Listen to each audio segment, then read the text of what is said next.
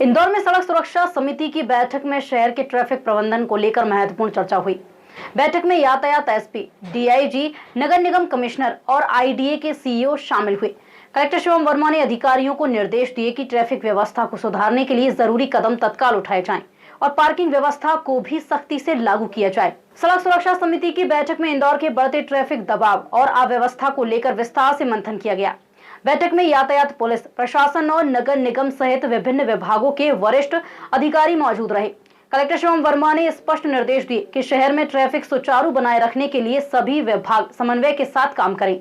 उन्होंने विशेष रूप से पार्किंग व्यवस्था को लेकर सख्ती बरतने के निर्देश दिए ताकि सड़कों पर अवैध पार्किंग से होने वाली परेशानी को कम किया जा सके।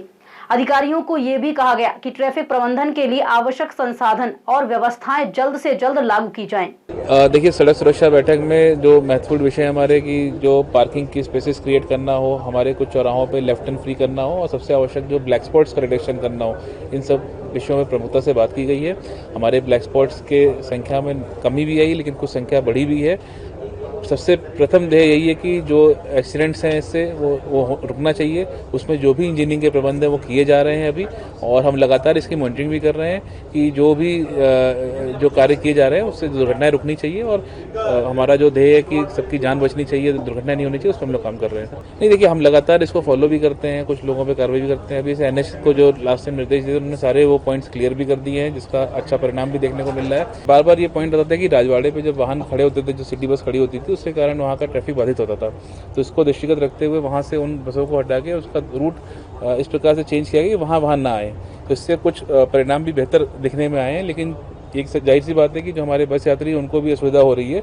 तो अभी टीम्स जाके मौके पे देखेगी कि किस प्रकार से एक ऑल्टरनेटिव हम लोग क्रिएट कर लें कि बसों को वहाँ ना आना पड़े, जो राजवाड़ा का व्यस्तम क्षेत्र है, जो मुख्य राजवाड़ा है, लेकिन साथ ही साथ जो हमारे बस यात्री हैं उनको भी किसी प्रकार की असुविधा कम से कम हो सके, इसके लिए हम लोग काम कर रहे हैं। सर, पार्किंग को लेके जो पार्किंग में व्यवस्था कोई सिस्टम लाने की बात कर रहे थे सर अभी? जी बिल्कुल, वो भी एक्सप्लोर हम लोग करेंगे कि उसमें जो नो एंट्री के जो गेट्स हैं, जो 38 हमारे ऐसे पॉइंट्स हैं शहर में, तो उस पर किस प्रकार से मानव रहित हम लोग नो एंट्री सिस्टम बना सकें। तो उस पर अभी पायलट करने का हम लोगों ने प्रयास किया। अब इसको उस पूरे मॉडल को समझेंगे और उसके उस पर काम करेंगे। बैठक के बाद उम्मीद जताई जा रही है कि शहर में ट्रैफिक व्यवस्था में सुधार होगा। प्रशासन ने साफ किया है कि नियमों के पालन में लापरवाही बर्दाश्त नहीं की जाएगी और पार्किंग व यातायात को लेकर सख्त कार्रवाई लगातार जारी रहेगी।